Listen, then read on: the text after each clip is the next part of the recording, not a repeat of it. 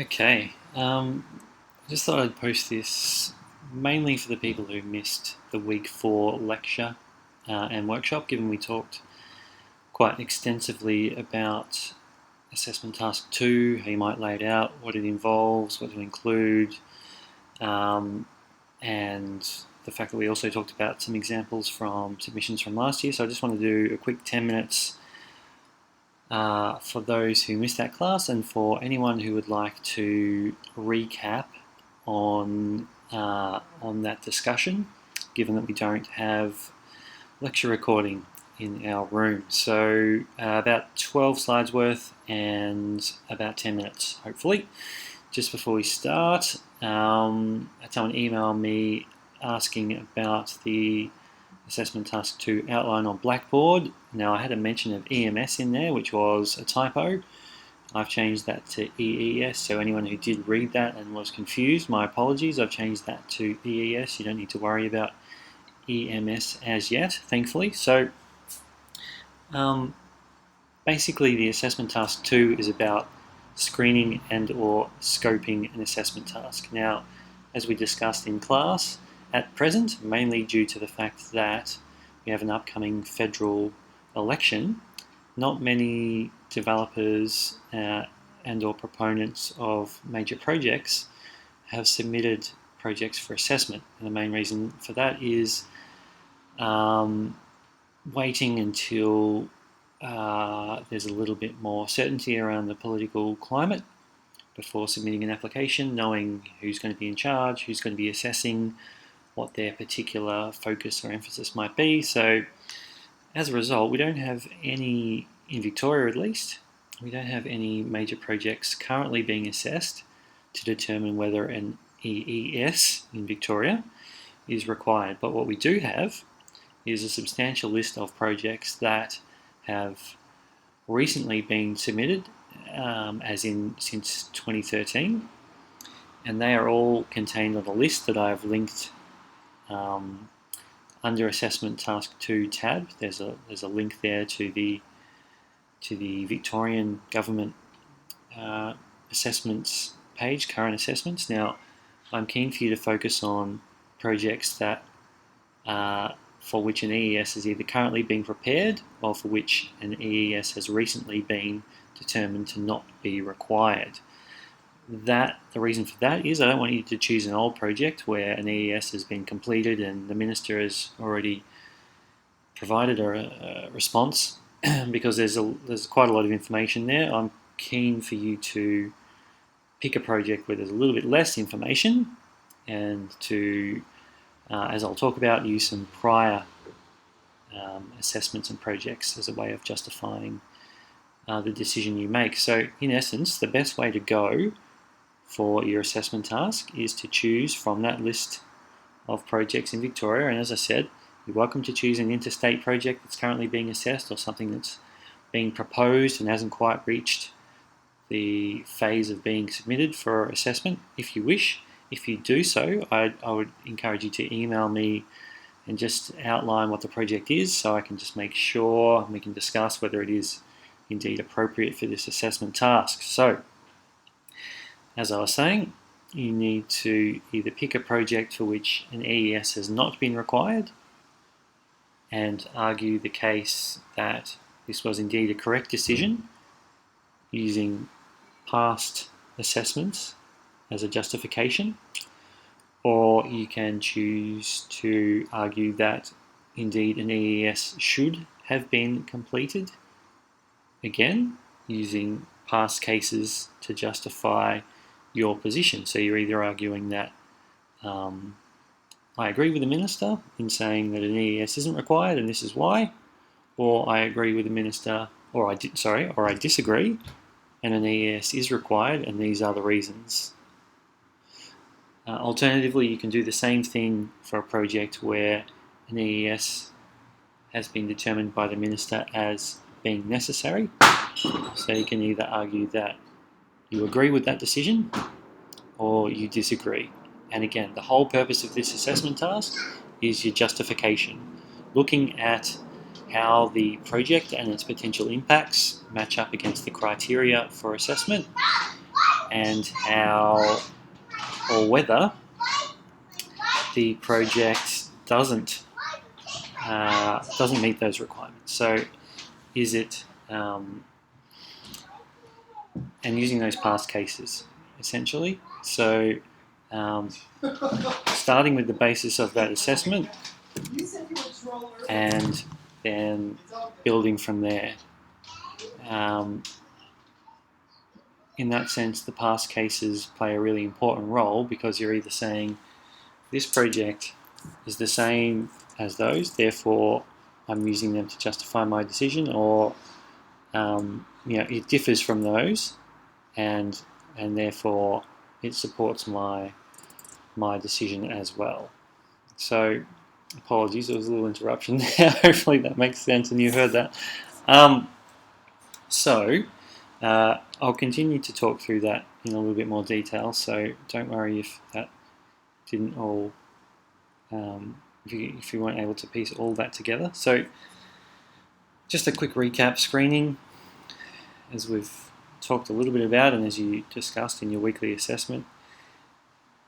Screening is basically just establishing whether an EIA is needed or not, and in many cases it isn't, but it is the Minister's responsibility, or the Environment Department on behalf of the Minister, to determine whether an EIS or EES in Victoria is needed for a project. Now, just to look at the assessment criteria for Assessment Task 2, again, you'll see, looking at where the majority of the marks are, it's determining and justifying whether an EES is needed or whether it's not needed. So, again, as I said, assessing the project and its potential impacts against the criteria for assessment, the Victorian Environmental Effects Criteria, which is on Blackboard under the Assessment Task 2 tab.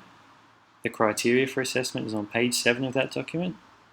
Now, comparing your project against those criteria, and I'll have a look at a past example in a second.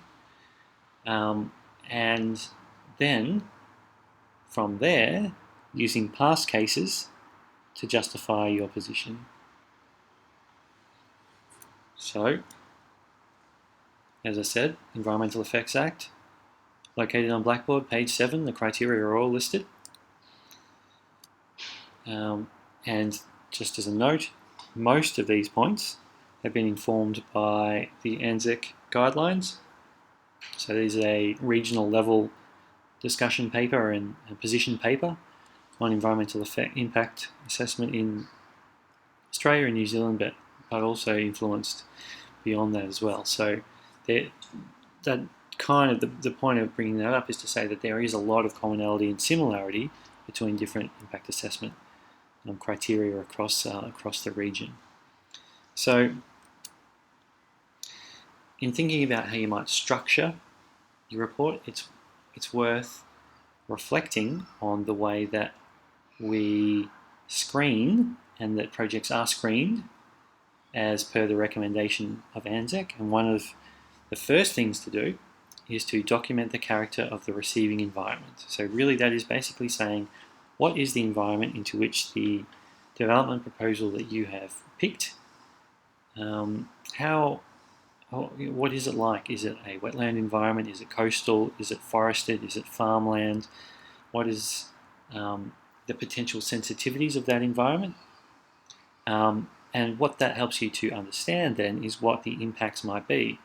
You know, if there's really good quality soil in terms of agricultural output, one of the potential impacts of building a substantial infrastructure project there or a major housing development might be the loss of agricultural productivity. So the character of the receiving environment gives you some insight into what the potential impacts of that proposal might be. So understanding that, the receiving environment and the potential impacts, in bold and underlined, because they're two key things you probably want to talk about in your report. Now, confidence of past prediction of impacts, this is important.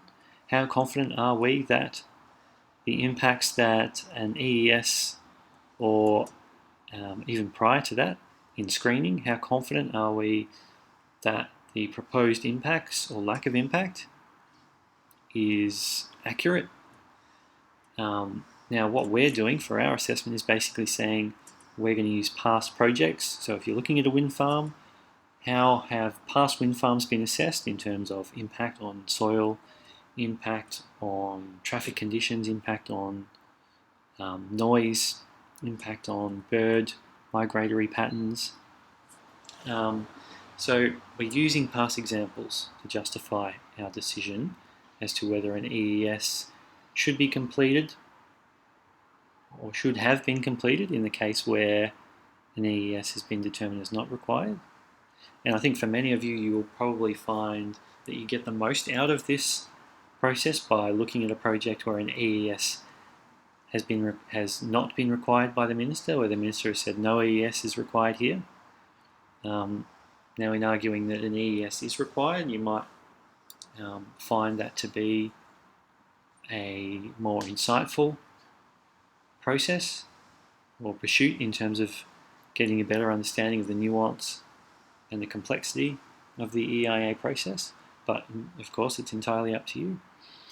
Now, one other important thing is, are there existing policy and planning frameworks that that cover the project? So you'll notice when you look at the criteria for assessment, things like has to be more than 10 hectares of a vegetation community being cleared. Now, if it's less than 10 hectares, then the Planning and Environment Act and the Native Vegetation Assessment and Management Framework would cover the vegetation removal conditions. So again, EIA tends to only trigger when the scale or scope of impacts exceeds that which is usually assessed under existing policy. Okay, so things to consider with the character of the receiving environment, significance of potential environmental impact, the vulnerability of human communities. So a number of different things there to consider. I'll leave you to reflect on. Now, this is just a past example of how somebody has, in quite brief terms, summarised the character of the receiving environment. I'd probably be looking for something slightly more detailed, but this is really just the introductory paragraph of that section. Again, I'll leave you to look a little bit more closely at that in your own time. So in terms of understanding, now this is just more general screening stuff. Screening as to whether an EIS or EES is required might involve a pretty simple assessment of likely impacts against policy criteria.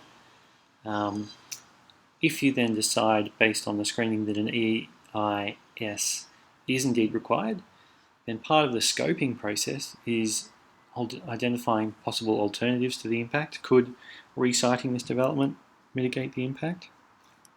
If not, what type of mitigation and offset measures are required to remediate that impact? Now, here's a great example of someone from last year who basically, for their project, they took each of the assessment criteria in the Environmental Effects Act from Victoria. So all those are listed down here. The potential impact of the project in regards to this, so the chance of clearing more than 10 hectares, potential very low, and then notes about how that project related to this particular criteria point. So really comprehensive way of doing it, a great way of comparing the criteria that outline whether an EES should be pursued or not against the particular impacts of the project. So a good example for you to look at.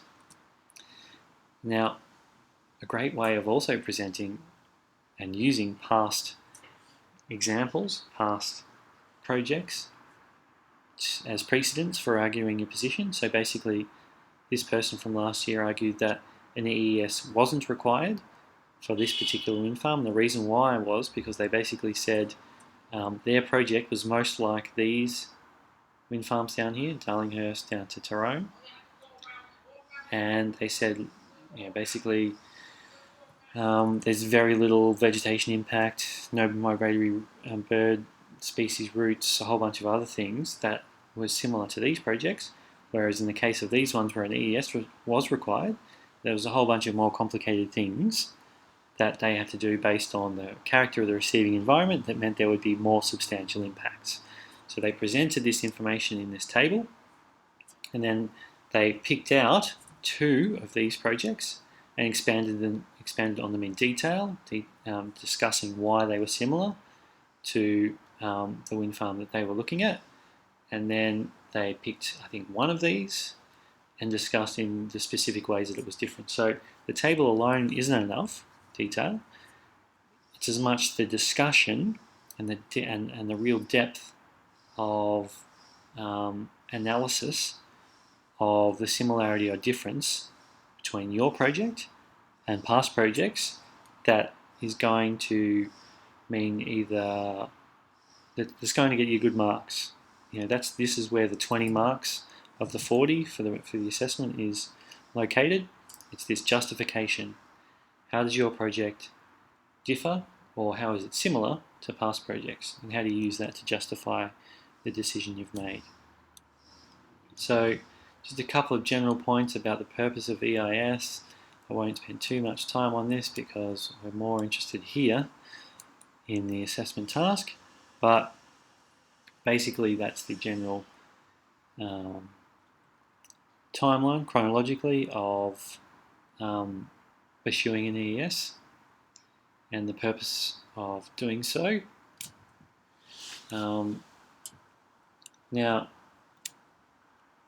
interestingly, in the context of our prior discussion on risk, one of the guidelines that the Minister suggests in determining the scope of an EES, should one be pursued, is understanding what some of the broader impacts of the project might be. So locating the impact of a project in a wider context. So how does a localized environmental impact affect the wider ecosystem? So that's understanding the systems approach, and also the risk that this project might degrade the environment beyond a certain point where remediation is perhaps not possible. So just a couple of little points to reflect on more broadly in understanding what scoping is about and how it is pursued, and how they try to extend an understanding of the impacts and an assessment of the impacts beyond the particular site that an EIA affects.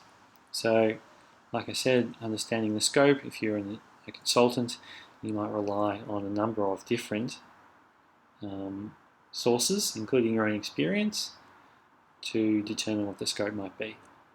So, now, just to conclude here, if you decide that an EIS is not needed, you can provide conditions just the same way as you can if an EES is required.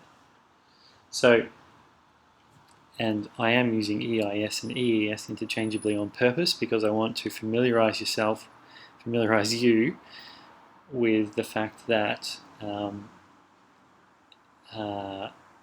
in this field and in this space, the terms are used interchangeably and in some ways carelessly, and you need to get a bit of a sense of not worrying too much about that and just focusing on the content as opposed to the acronym. So if you think an EIS is not needed, you can provide conditions. So saying, we don't think you need to do this detailed assessment, but you still need to make sure that you complete an ongoing monitoring of owl habitat to demonstrate that you indeed aren't having the impact on owls that you claims that you won't be. So you can provide a condition like that. And if you decide an EES is required, then your job in essence is to provide the scope. Now the scope might be something as simple as really a list, a detailed list. Now this is just basically taken from the contents page of the Geelong Bypass EES, but what are the types of things that will need to be included in the scope of your assessment? Now the best way to think about this is to look at the scope of past EESs that are similar in type, So if you're looking at a road project, look at the scope of a past EES that is also a road project, because things like noise, things like hydrology and hydraulics and groundwater, they'll be all quite relevant to road projects. So basically, if you were to decide an EES was required, or to agree that an EES should indeed be required, then you need to provide a good scoped list. Now, what you would basically do here is provide 1 or 2 sentences for each point that details why each point is required for your given project. Okay, so that is basically it. If you have any questions, please feel free to email me. As I said to those who attended in week 4, if you want to send me a outline, basically a heading summary, so the different headings you might have for your section and maybe a couple of dot points under each one, as a plan, I can look at a plan and give you some feedback on that plan. But I probably can't look at a full draft, unfortunately, but I can certainly look at a plan and give you some feedback to make sure you're heading in the right direction. If you have any questions about whether your topic is appropriate and how you plan to go about it, please don't hesitate to email me. I understand that this is a challenging task to get your head around initially, but I think you'll find that once you settle on a project and settle on a decision about whether an EES should or shouldn't be required and the justification process for that, you'll find that it will indeed come together. But please don't hesitate to email me if you have any questions at all. All right. So that's pretty much it, and I will soon post a short lecture for week 5 and then send you some details on how we're going to do the Google Hangout as soon as I figure that out. All right, bye.